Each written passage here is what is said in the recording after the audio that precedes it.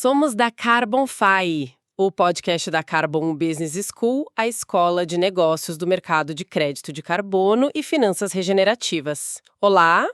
Hoje a gente vai mergulhar numa análise bem interessante que liga, olha só, o Reino Unido ao Brasil. O foco na indústria de carros e no financiamento deles. Exato. Parece que uma bomba relógio estourou lá na Grã-Bretanha, um escândalo envolvendo financiamento, comissões escondidas, e isso tá soando como um alerta bem sério para nós aqui. Recentemente a gente viu a BMW, que é gigante, né, separar 200 milhões de libras. Dá mais de R$ 1 bilhão. Para quê? Para cobrir possíveis indenizações. Pois é, um valor expressivo. E não é só ela, outras montadoras enormes, tipo a Stellantis, dona da Fiat, Jeep, Peugeot, Citroën, também já reservaram uma grana. Isso indica que o problema é sistêmico, né? Na forma como os carros foram financiados lá. Exatamente. Mostra que não foi um caso isolado. Então, nossa missão hoje, usando a análise da Carbonfy, é entender direitinho o que rolou no Reino Unido, porque isso vai custar bilhões para as montadoras e o principal, o que o Brasil pode aprender com essa história toda. Vamos lá. Certo. Vamos, então, desembrulhar esse caso britânico. O epicentro desse terremoto financeiro todo é um modelo de financiamento que foi super popular por lá, chamado PCP, Personal Contract Purchase. Isso, PCP. Pelo que a análise mostra, funciona meio como um leasing, mas tem umas diferenças-chave. O grande atrativo era fazer o pessoal comprar carro mais caro, sabe?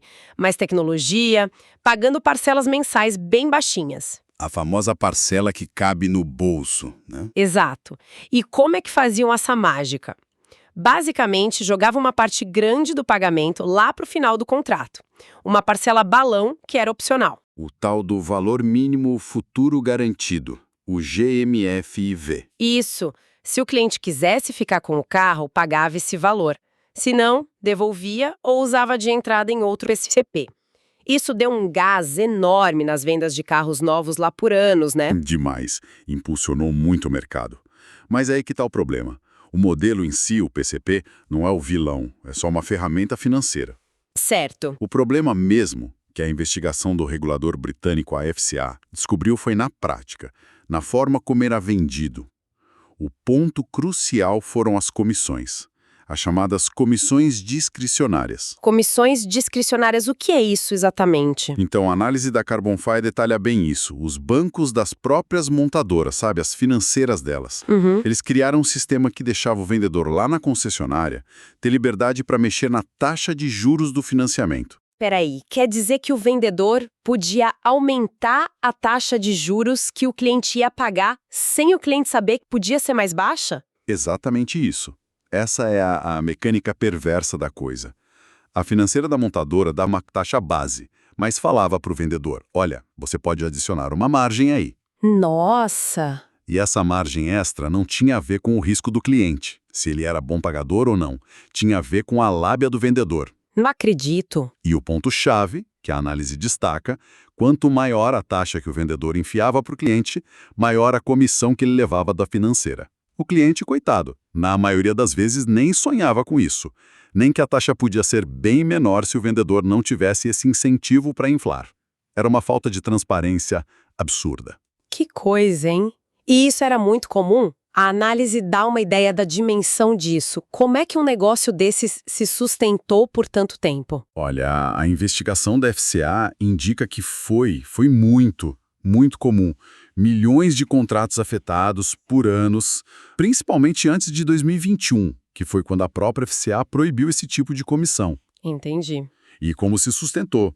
Acho que pela complexidade, né? O consumidor foca na parcela mensal, no preço do carro, e confia que a taxa de juros é aquela mesmo, do mercado ou do perfil dele. Faz sentido. A análise mostra que não tinha clareza nenhuma de como a taxa final era formada e que parte é direto para o bolso do vendedor. criava um conflito de interesses na cara dura, né? O vendedor era pago para agir contra o interesse do cliente. Por isso que agora estão chamando de prática predatória, injusta. Exatamente. E por isso essa prática específica, essa comissão variável escondida, é que está gerando essas provisões bilionárias que a gente está vendo, como a da BMW. Entendi. É daí que vem a conta. É aí que a conta chega. E ela veio salgada. As montadoras, via financeiras, estão sendo responsabilizadas por terem permitido isso.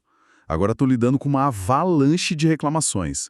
Gente que pagou juro a mais e se sente lesada. E os 200 milhões da BMW são só o começo, então. Ponta do iceberg. Os analistas lá no Reino Unido, que a análise cita, falam que o custo total para a indústria pode passar fácil dos 10 bilhões de libras. É muito dinheiro. Nossa, 10 bilhões. Um impacto financeiro brutal que veio direto de uma falha de ética e de transparência com o consumidor. Bilhões de libras. Impressionante. O que nos leva, então, para a segunda parte aqui da nossa conversa. Por que essa história lá do Reino Unido é um alerta vermelho cada vez mais forte para o Brasil, como diz a análise da Carbonfy? Qual é a ligação? A ligação é na estrutura, no conceito. E é aí que preocupa. A análise da Carbonfy é bem direta nisso. O modelo PCP deles, com parcela baixa no mês e o balão no final, Sim. é descrito como extremamente similar na lógica financeira ao financiamento com parcela balão que ficou super popular aqui no Brasil nos últimos anos, principalmente para carro mais caro, SUV, picape. Virou moda, né? É verdade. A publicidade desse tipo de financiamento está em todo lugar, sempre focando na parcela que cabe no bolso, né? E deixando a preocupação com o valor final para depois. Mas a análise sugere que a semelhança vai além da forma de pagar. Tem indício de problema de transparência parecido aqui. É aí que o alerta fica mais forte. O escândalo lá foi especificamente sobre a comissão discricionária. E a gente não tem, por essa análise, prova de que a mesmíssima coisa aconteça aqui em larga escala. Certo. Mas o caso britânico joga uma luz na necessidade urgente de olhar para a transparência do nosso crédito automotivo aqui. A análise da Carbonfy cita, por exemplo, a famosa taxa zero. Ah, sim. Clássico. Quantas vezes a gente não vê isso como grande atrativo? O caso lá força a gente a perguntar: quão transparente é o custo real desse financiamento sem juros? Será que ele não está escondido em outro lugar? No preço do carro mais alto, num seguro caro que você tem que levar junto, taxas administrativas que ninguém explica direito? A pergunta central é: o consumidor brasileiro tem clareza total do custo efetivo total, o CET, do crédito que ele está pegando? Com todas as taxas, comissões, tudo. O exemplo britânico mostra como a falta dessa clareza pode esconder coisa bem ruim para o bolso do cliente. E essa falta de transparência se liga a outro ponto que a análise levanta como muito importante: o risco do superendividamento. Como esses modelos, o PCP lá e o balão aqui, podem levar a isso? Esse é um dos alertas mais sérios. Modelos que focam na parcela mensal baixa podem criar o que a análise chama de ilusão de acessibilidade. Ilusão. Como assim? A pessoa olha aquele valor mensal, parece que dá para pagar, né? E aí subestima o tamanho total da dívida. Pode acabar comprando um carro mais caro do que realmente aguentaria pagar a longo prazo, de forma sustentável. Entendi. Compra pela parcela, não pelo preço total. Exato. O risco não é só não conseguir pagar o balão lá no final. É comprometer demais a renda da família por anos, sem folga para imprevisto para outras coisas. A análise sugere que esses modelos facilitam entrar num ciclo de dívida. Troca de carro direto usando valor residual, mas nunca quita de verdade. Está sempre devendo. Nossa, isso é perigoso mesmo. E o superendividamento é um problema social e econômico grave. A forma como o crédito é oferecido pode piorar muito isso. Faz todo sentido.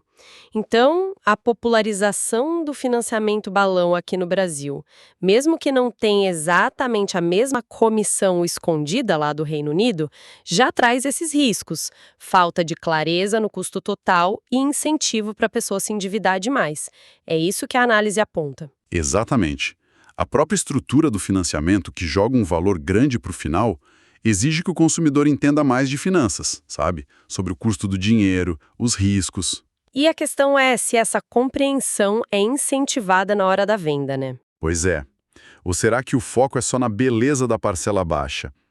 A análise da Carbonfy sugere que o Brasil precisa reforçar os mecanismos para garantir que o consumidor não só receba a informação, o SET, por exemplo, que a lei exige, mas que ele entenda o que aquilo significa para o bolso dele, para o futuro, antes de assinar. É uma lição do que pode dar errado, né?